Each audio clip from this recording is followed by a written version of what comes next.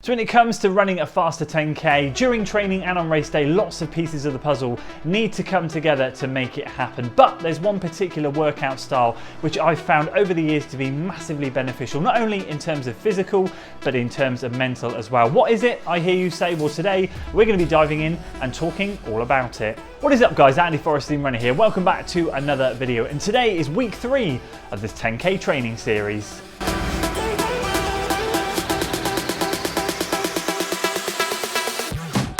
So welcome back to another video in this 10K training series, and this week is race week. Super excited to share a race vlog with you next. It is a new at 9.5K hilly road race. Do it every single year. Cannot wait to lace up and get out there and take those Adidas Adios Pro 3s out for a spin. But that's not what today is all about. Today we're talking all about what I like to call shifting gears, or I guess progressive intervals, where you cut them down and you work through the pace ranges.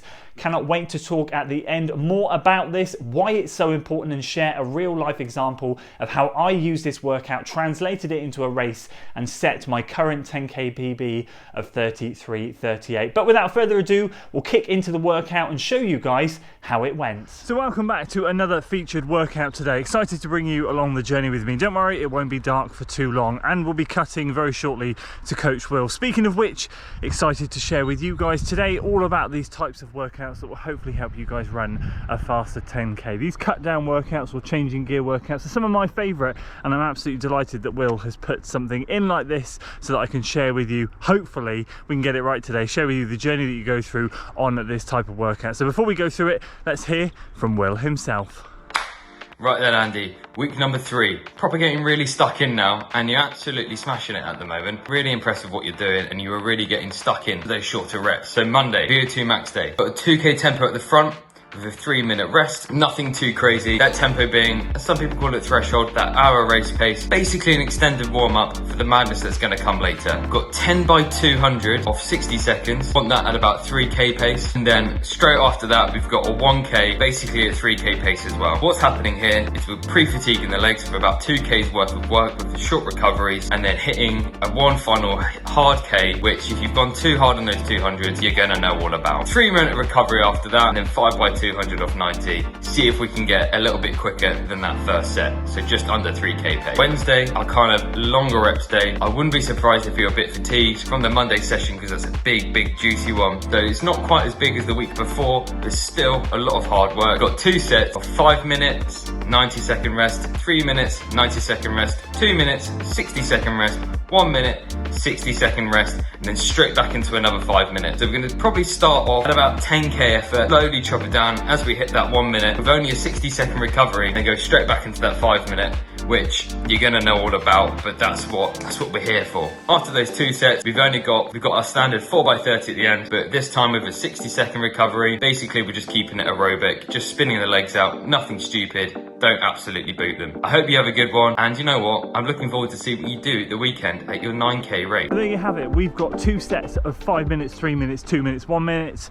The first 2, 5 and 3 with 90 seconds recovery, and the 2 and the 1 minute with 60 seconds recovery. Once we've done that, we'll be spinning the legs out with 4 by 30 seconds, which leads me on to saying, just very quickly before we roll into this is working quite nicely because my cadence on this warm-up was 164. Now for me as a taller chap, my easy runs and warm-ups are usually 157, 159, maybe 160 at best. And I've noticed recently a lot of my warm-ups and my easy runs are slowly creeping into that 160 mark.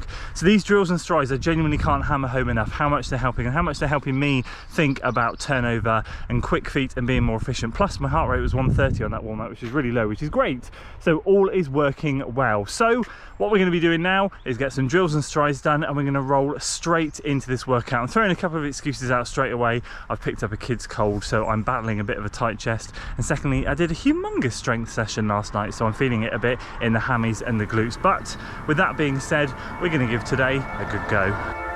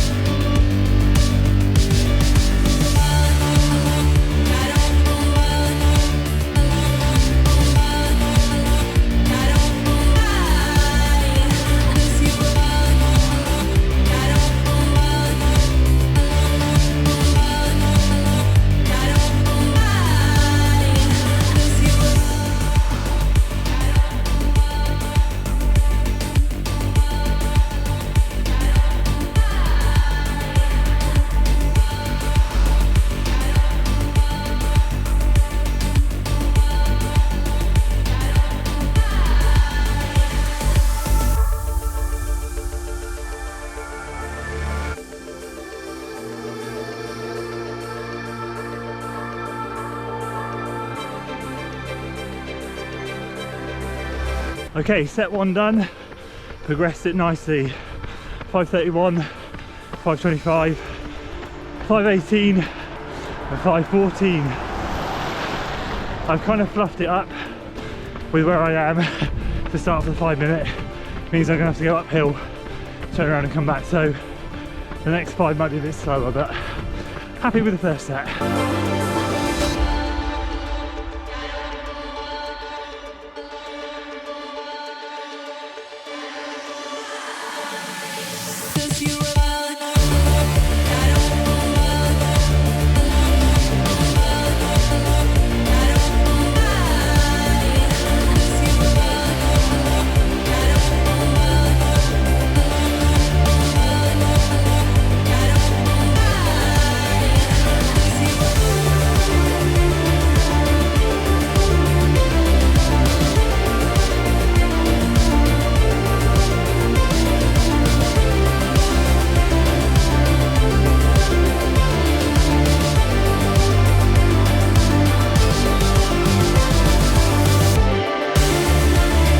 Set 2 done, solid. 5:33, 5:29, 5:18, 5:10. Exactly what I wanted it to be. Now, let's finish it off for 5:30.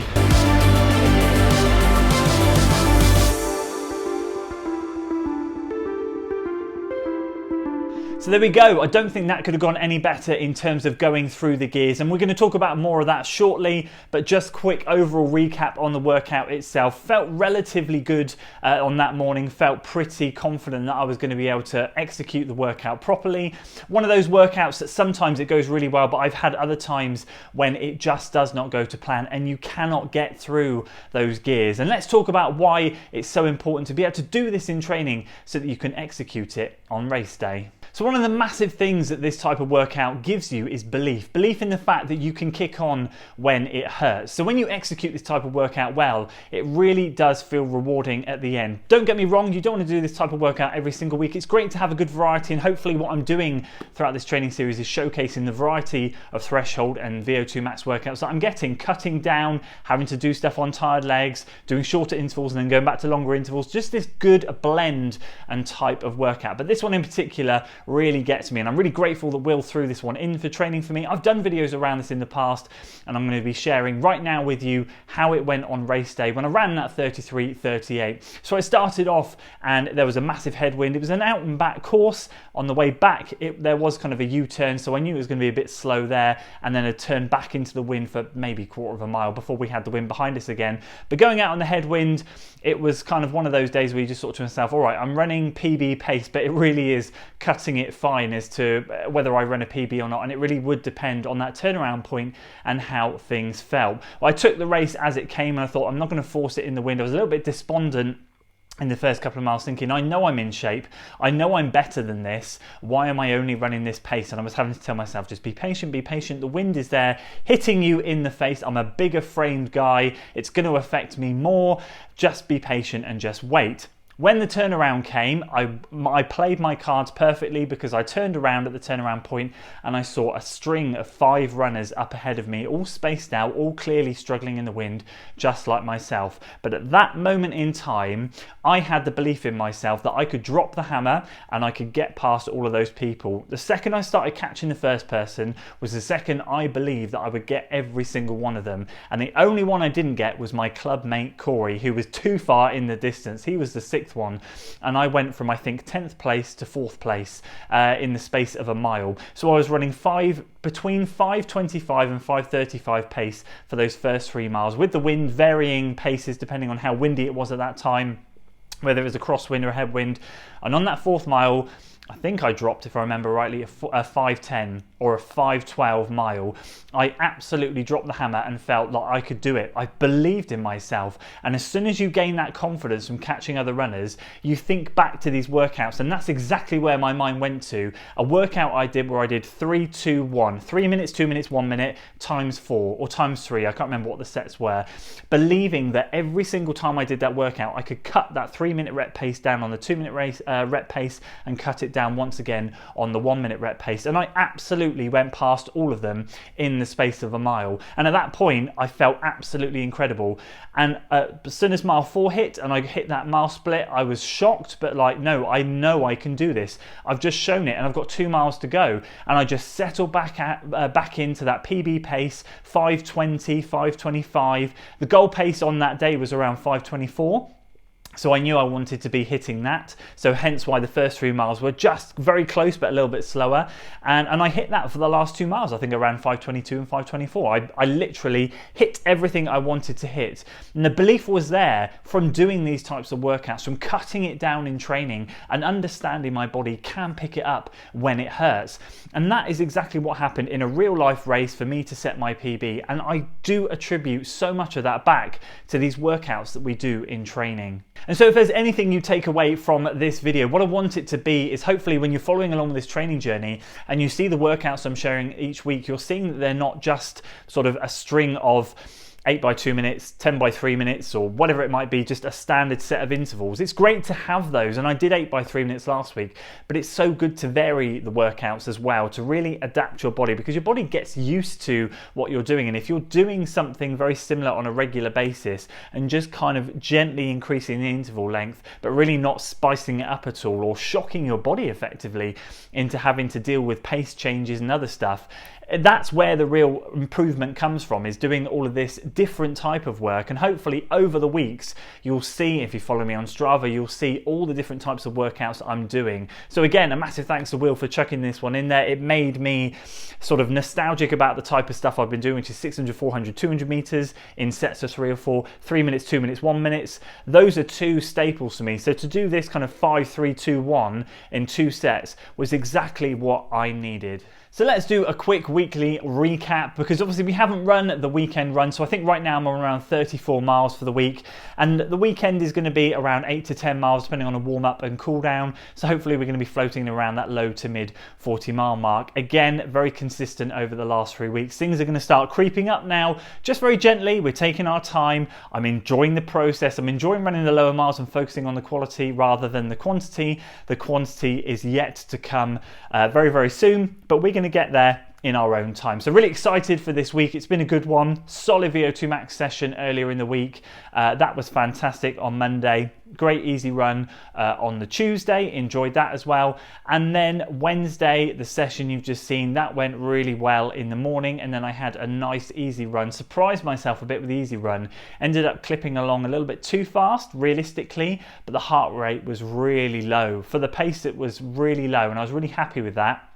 One of those things that I was just chatting to Matt, got carried away with the pace, and I looked at my watch at the end. I was like, oh boy, that's a bit quick. But either way, the body appreciated the low. I appreciated the low heart rate the body gave me. You know what I mean. It was great to see the progress that we're making. Thursday was a rest day, and today, Friday, when I'm actually recording this video, I just did a 30-minute steady run. I am hoping to get out tomorrow. Something that Will wants me to get into the habit of is just getting out 20 minutes before race day. On the day before, it's good neuromuscularly to get out there and remind the legs and just throw in a few surges, a few strides the day before the race. It's not actually something I do. I usually run on a Friday, have Saturday off, and then race Sunday.